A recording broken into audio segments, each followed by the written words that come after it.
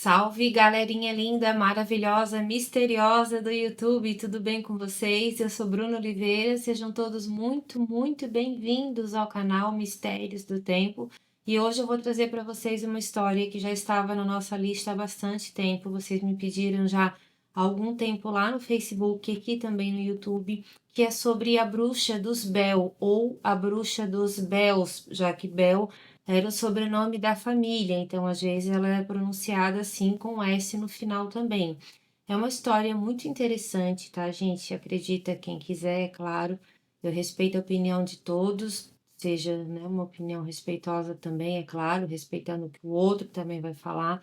Mas isso é uma coisa que realmente, quando eu li a história toda, eu fiquei bastante surpresa e eu acho que vocês vão gostar da história. Outros canais também já fizeram esse tema, mas eu estudei eles a fundo para tentar passar para vocês o máximo de informação que eu consegui, tá bom? Então, o tema de hoje é a Bruxa dos Bells. Eu acredito que vocês vão gostar e se gostar, deixa o like. Não esqueçam, se ainda não são inscritos, se inscrevam no canal, deixa um like, deixa um comentário, gente. Pode ser uma vírgula, um pontinho, uma letrinha. Tudo isso o YouTube ele interpreta como um comentário e isso vai colocar mais engajamento no nosso canal, tá bom? Olhem também a nossa loja, nós temos 2 e-books bem interessantes e conheçam também o nosso outro canal Castelos do Tempo, tá bom? Agora chega de papo, vamos logo para essa história. Vlad, solta a vinheta.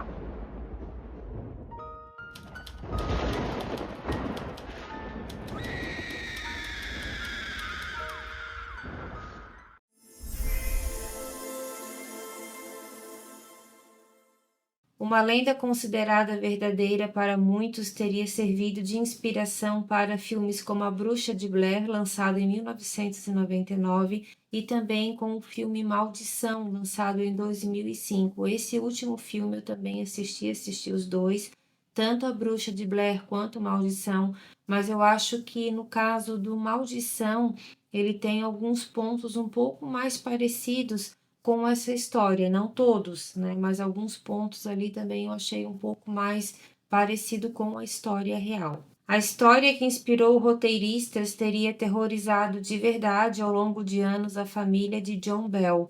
Ele vivia em uma fazenda com a esposa e 3 filhos, 2 meninos e uma menina, em Red River, perto de Adams, no Tennessee. O destino da família de John Bell começou a ser mais notado de forma negativa e a família começou a ter problemas exatamente no ano de 1817, quando John Bell encontrou na sua propriedade, segundo ele, um animal extremamente bizarro com o corpo de cachorro e uma cabeça de coelho. Ele atirou nesse animal, mas ele errou e esse animal ele foi mata dentro e nunca mais foi visto. Porém, depois que ele teve essa visão desse animal, coisas muito estranhas começaram a acontecer na sua casa. Após esse episódio, na mesma noite, coisas estranhas aconteceram na casa de John Bell. Objetos começaram a se mexer sozinhos, batidas na parede, barulhos no telhado da casa, barulhos como se alguém estivesse correndo dentro de casa,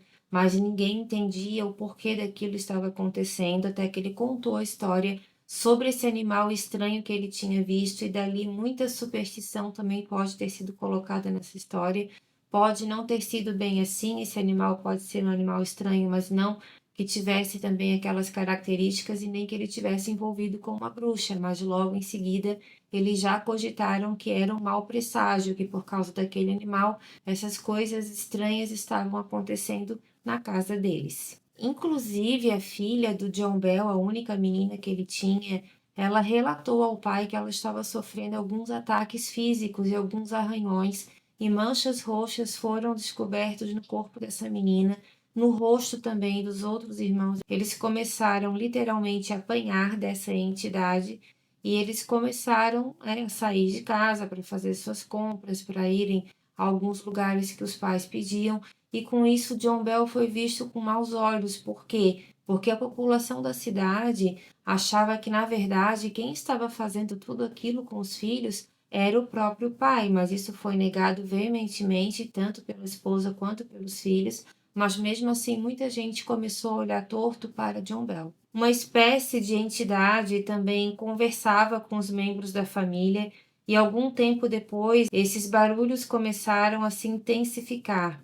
Betsy Bell, que era a única menina de John Bell, ela disse ter sido atacada por uma força invisível e com o tempo o poltergeist ele foi fortalecendo, movendo vários objetos pesados pela casa, falando e tendo conversas com a família e convidados.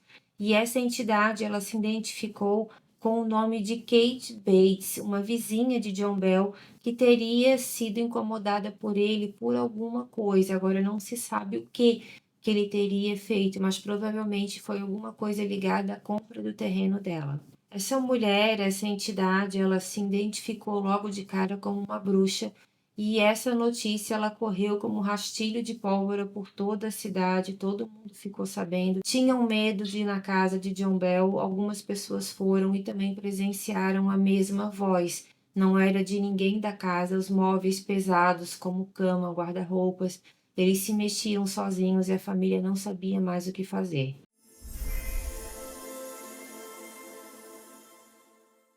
Uma outra coisa também que começou a acontecer foram agressões contra o próprio John Bell, contra sua esposa, não só contra os filhos, eles apareciam com arranhões, com hematomas, e quando John Bell apareceu dessa forma, muita gente que não acreditava nele começou a acreditar, porque eram ferimentos considerados graves, eram arranhões profundos, como se unhas pontiagudas realmente tivesse cravado na pele dele e tivesse puxado.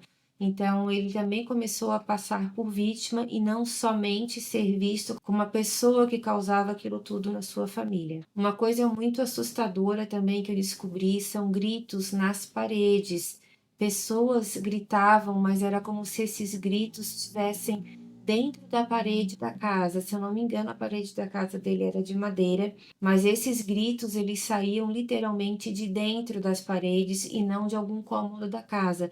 Tanto é que eles seguiam esses gritos e através desse segmento deles, eles também conseguiram presenciar vultos escuros muito estranhos e ameaçadores também. A família já estava completamente apavorada.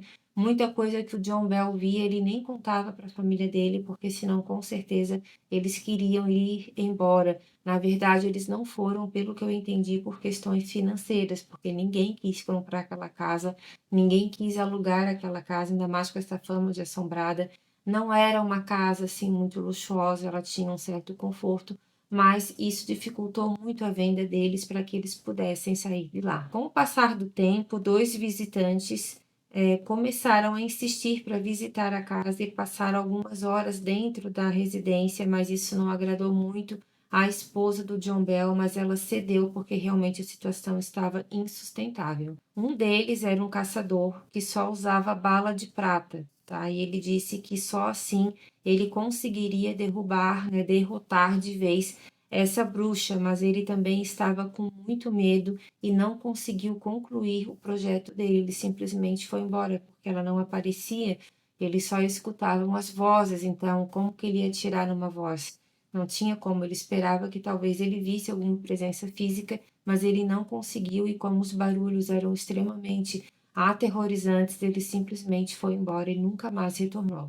O tempo passou e a filha caçula de John Bell se apaixona por um homem chamado Joshua, mas a bruxa em questão ela não aceitava por algum motivo esse relacionamento e ela atrapalhava tudo, até que na Páscoa de 1920 a Betsy ela termina o namoro com esse rapaz que também eu acho que já estava com a mesma intenção, porque conviver naquela casa não era nada fácil, eram pratos que voavam, eram copos que quebravam, eram espelhos que quebravam, eram pessoas que eram machucadas por estilhaços e ninguém mais sabia o que fazer.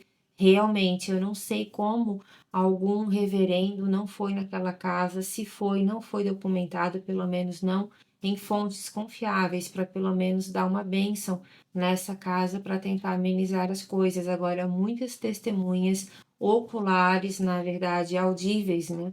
Elas escutavam sim todos os sons que a família descrevia e eles não duvidavam de nada que aquela casa realmente era muito assombrada. Ah, e um detalhe também sobre a Betsy, tá, gente? Ela não teve muita sorte também, porque ela se apaixonou depois por um homem chamado Richard, que ele era ocultista.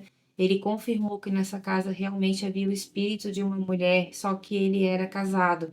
Então eu não sei qual foi o destino da Betsy, se ela ficou com ele mesmo assim, ou se eles terminaram esse relacionamento, né, extraconjugal. Então, se você souber de alguma coisa, deixa aqui para mim no comentário.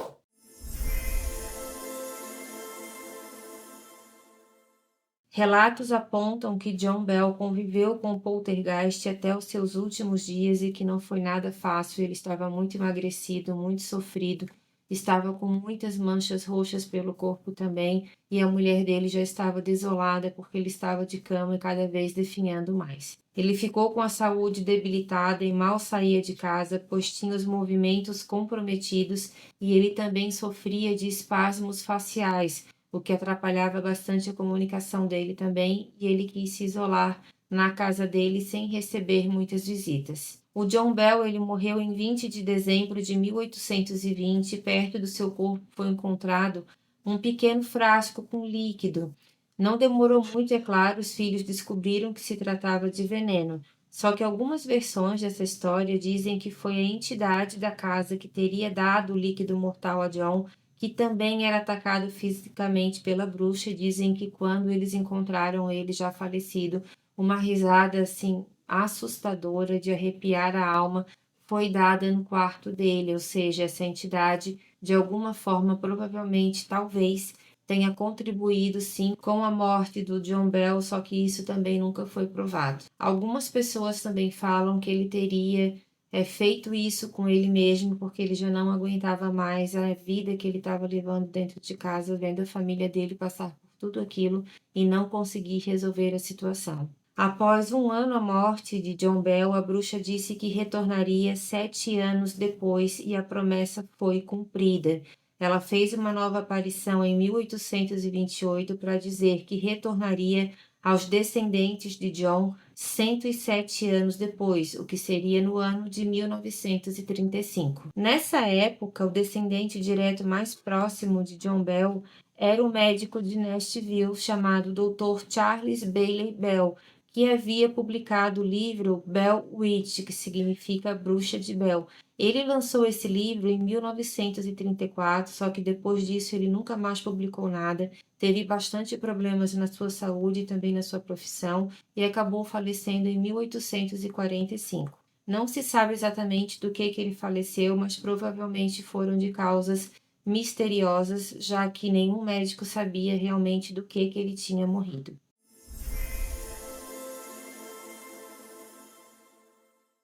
Há uma caverna, até hoje essa caverna ela existe, ela é um ponto turístico da cidade e ela está exatamente no terreno que possuía uma formação natural, com passagens estreitas, salões e câmaras escuras, e esta caverna estava no terreno de John Bell e a sua família também. Durante séculos ela foi explorada por curiosos e estudiosos do sobrenatural, e alguns aspectos marcantes incluíam sons inexplicáveis como passos, sussurros e também risadas sinistras. Outras aparições fantasmagóricas também apareciam nessa caverna, e geralmente era uma mulher vestida de branco que aparecia nessa caverna. Só que quando a pessoa se aproximava, ela simplesmente desaparecia, e o que era escutado eram apenas risadas, risadas muito assustadoras. Quem tinha coragem de entrar nessa caverna também falava que era cercada por uma presença muito pesada e que sabia que a todo instante essa presença ela estava atrás dessas pessoas, muitas vezes atrapalhando o próprio trabalho deles, que era a investigação paranormal. Uma coisa também que é bem relatada nessa caverna é a mudança de temperatura.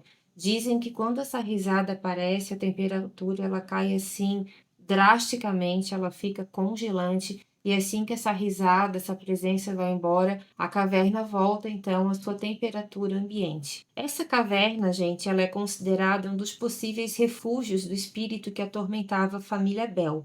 Algumas versões da história sugerem que a bruxa se manifestava ali usando o local como uma espécie de esconderijo e também de portal, ou seja, era um portal entre dois mundos onde ela conseguia sair de lá para poder atormentar a família de John Bell. Agora eu pergunto, por que só a família de John Bell?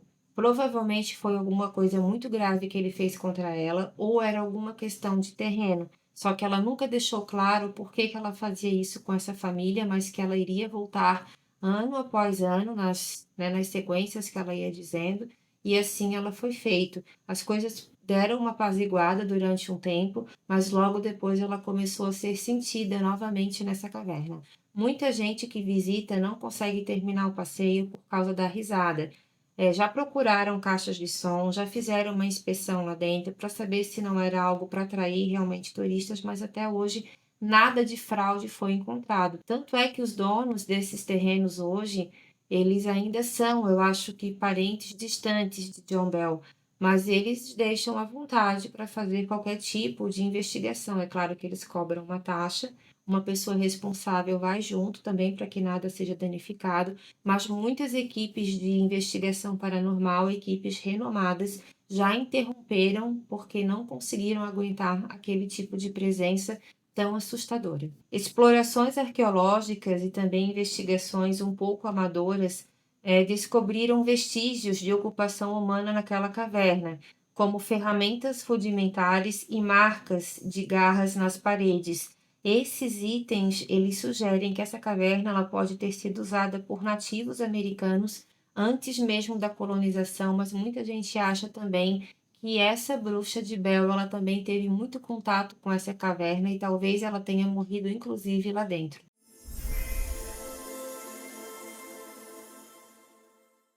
Um dos relatos mais famosos envolve um grupo de crianças que, ao explorar a caverna alguns anos atrás, eles teriam ficado presos, tá, após o desmoronamento de uma entrada.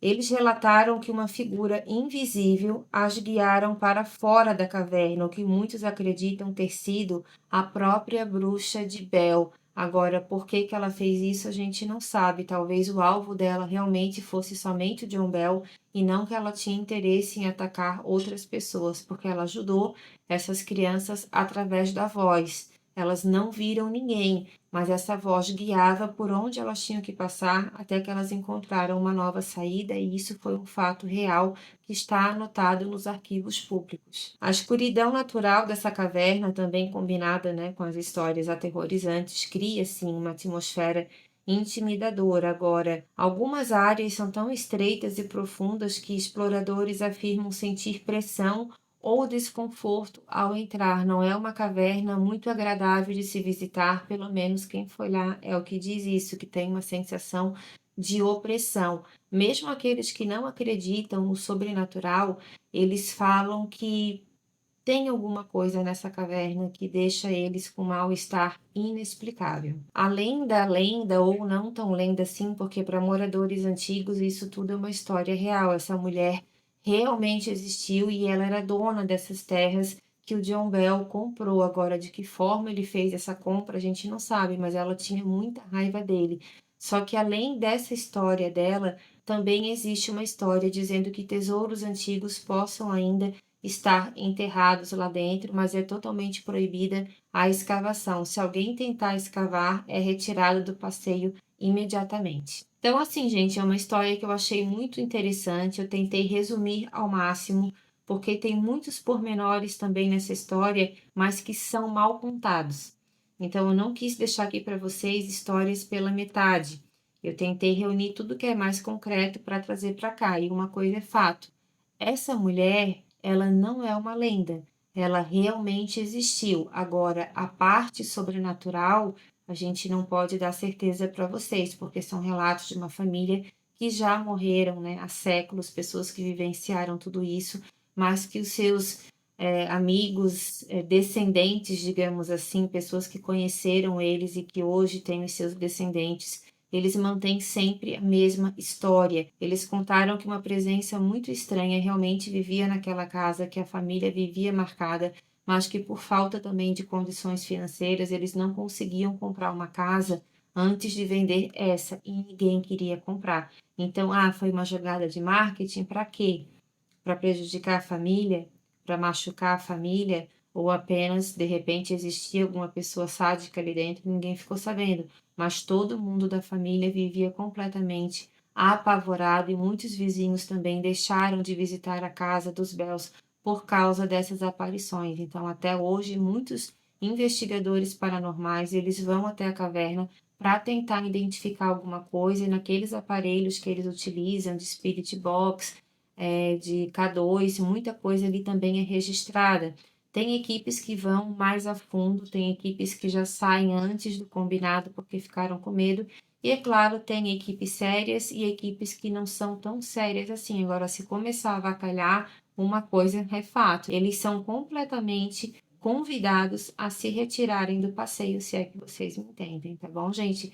Eu espero que vocês tenham gostado da história de hoje. Não esqueçam, deixem o like, comprem o nosso e-book. Se puder, dá um valeu demais também em se tornar membro do canal. É muito importante para o nosso trabalho também, tá bom? Nós temos um grupo de WhatsApp, é um grupo privado, tá? A gente não fica perturbando vocês, nem ninguém também, porque ele é só para notificação de quando sai vídeo novo, porque a gente sabe que nem 5, 10% do nosso público ele é avisado quando o vídeo sai, tá bom? Então eu espero que vocês entrem também nesse grupo para que a gente possa sempre avisar vocês quando sai um vídeo novo, tá bom? Um beijo muito grande para cada um de vocês e até a próxima história. Tchau, tchau. Obrigado!